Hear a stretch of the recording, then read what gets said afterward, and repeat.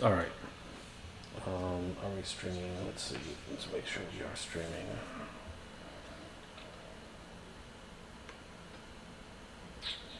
We are not streaming.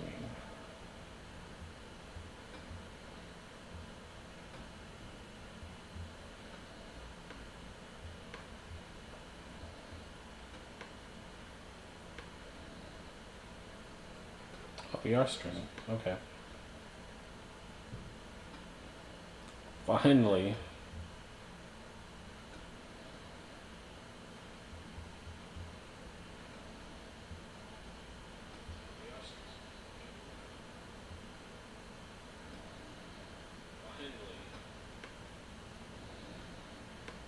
All right.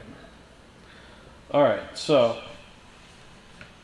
I guess I'll edit this out in later.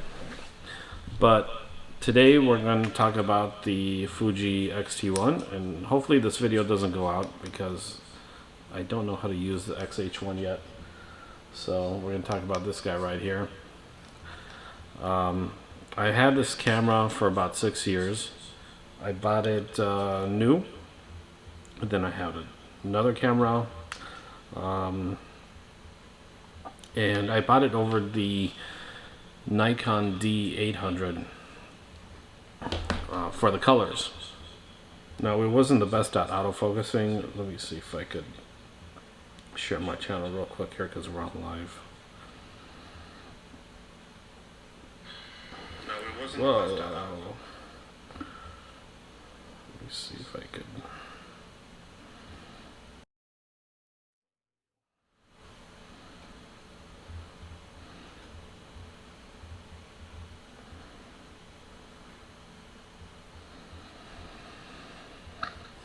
Alright, so this video is basically a test. Streaming live test to see what happens.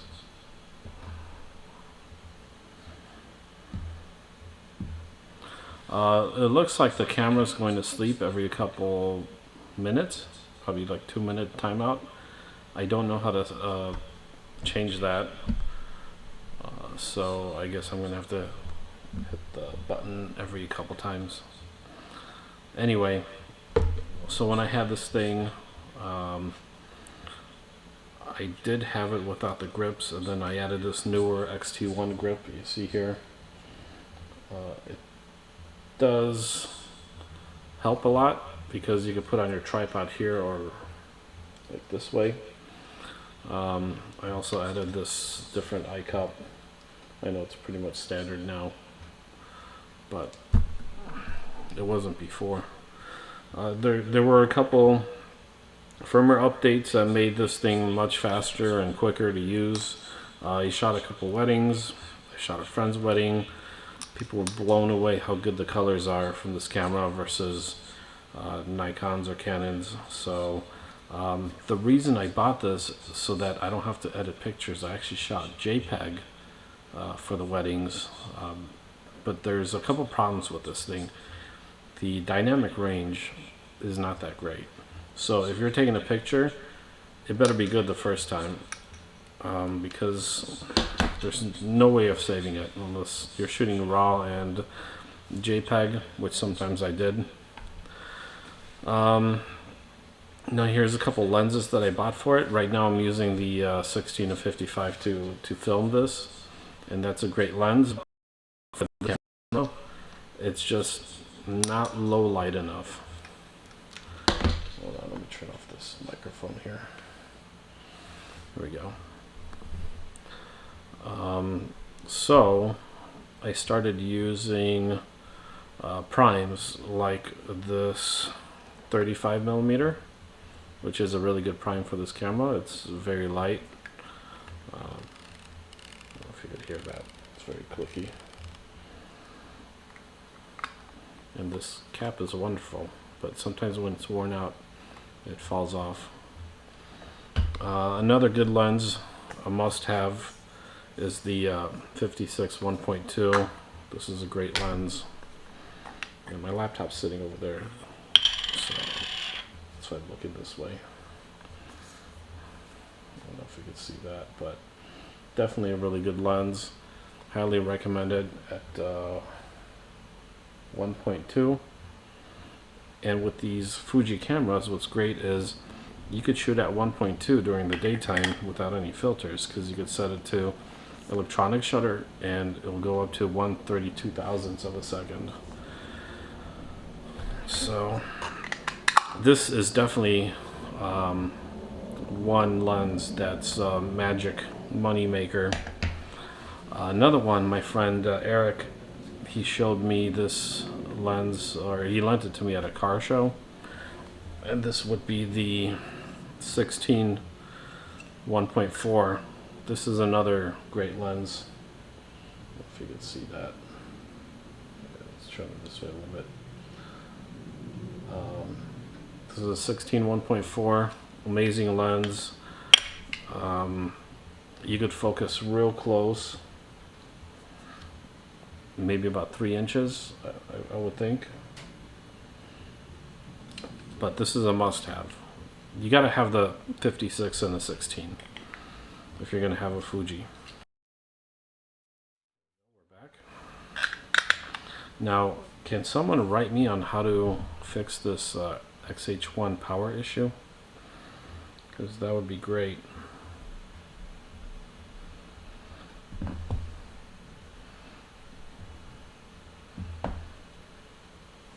Anyway, so another thing I added for extra battery life is this grip. This is the XT-1.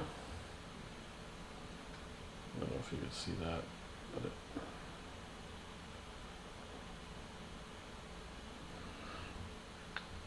it's a really good grip. It holds another battery so that there's less swapping, and you could almost shoot a whole wedding with just the 2 batteries.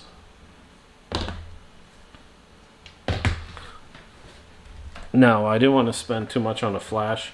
I still kept my Nikon flash, and there's a video somewhere on the internet how to set this Nikon flash up with your Fuji system. It's a good way to go. The light on this is great. I have the Godox flash with a 680 something, and it's not as good as this one.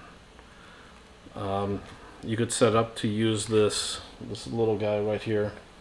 I don't know if you can see that here, but this is the light sensor. You just have to match up the settings from the camera, like ISO and shutter speed and all that, and you put this guy on A mode.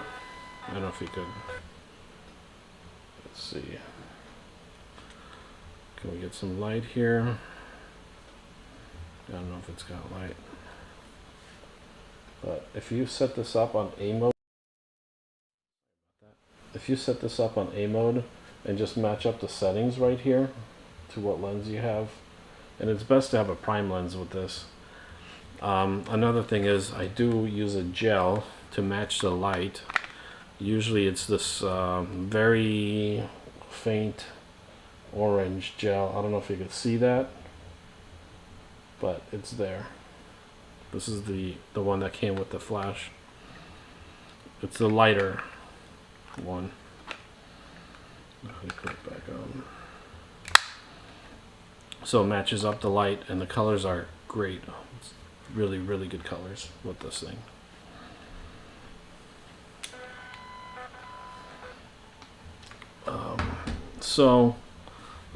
I saw on Craigslist there were some guys selling X100S, so I picked one up. I had it for a couple of years, and it's a love-hate relationship. It's hard to shoot at first, but I don't know. The pictures that come out from here are amazing. They're either amazing or shit, because you do have to learn how to use it. And see this function button here? Set up your ND filter for this button, because you're going to be using it a lot. So that's another tip. I had this camera for about 2 or 3 years. And so I needed a long lens. I don't want to spend like thousands for a lens. So I got this 55-200. I don't know. it sometimes didn't work great with the camera. I don't know if something's wrong with the camera, but the stabilization on this lens is just amazing. It went off again because I don't know how to use this camera yet. I just bought the XH1. So I replaced my XT1 with the XH1 that's recording now. I got it yesterday. I'm just testing out this video feature. It's connected to this, I don't know if you can see here, Elgato. That's going into my MacBook Air over there. And it comes with software. I guess it's pretty easy to do. But anyway, this lens is very stable. And it's even better on the XH1. But it's really hard to zoom it. It's kind of like the 10-24 where it's super hard. It's not my favorite lens, but it works great. I know it didn't work great on the XT1, but I've had other cameras or friends' cameras with this lens, and it works great. So I think there's something with my mount that's wrong. Anyway, let me press a button here again, just in case. But if you're gonna get this lens, about $400. It's a really good lens. What is it? 3.5 to 4.8. That's decent for $400. All right, what else do I have?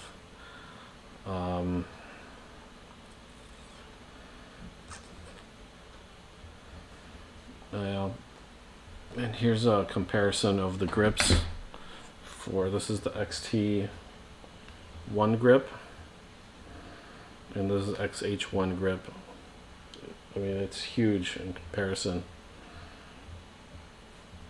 There's definitely a lot more grip here.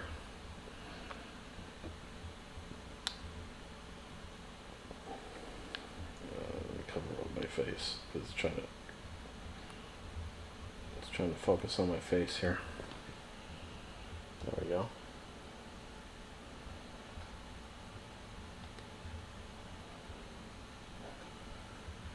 So we'll see how this video comes out. Let me press this button again because I don't know how to change the power settings.